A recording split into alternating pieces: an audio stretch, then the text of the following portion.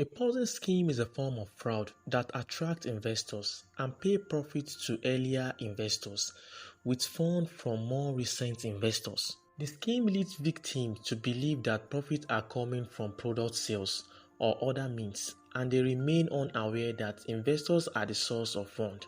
A Ponzi scheme can maintain the illusion of sustainability business as long that new investors contribute new funds, and as long that most of the investors do not demand for full payment and still believe the non-existent assets of the scheme.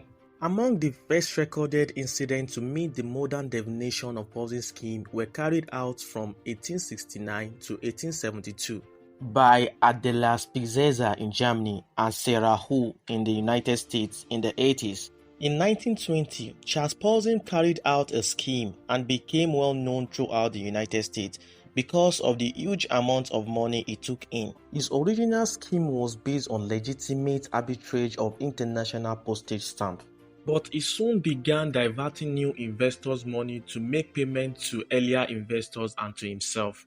Unlike earlier similar schemes, Ponzi gained considerable press coverage both within the United States and internationally. But while it was being perpetrated and after it collapsed, this notoriety eventually leads to the type of scheme being named after him. Typically, Ponzi scheme required an initial investment and promised above average return. They use language such as hedge future trading, high-yield investment program, offshore investment to describe their income strategies. It is common for the operators to take advantage of lack of investors' knowledge or competency, or sometimes claims to use a proprietary secret investment strategy to avoid giving information about the scheme. The basic premise of Ponzi scheme is to rob Peter for Paul. Initially, the investors pay high returns to attract investors and entice current investors to invest more money.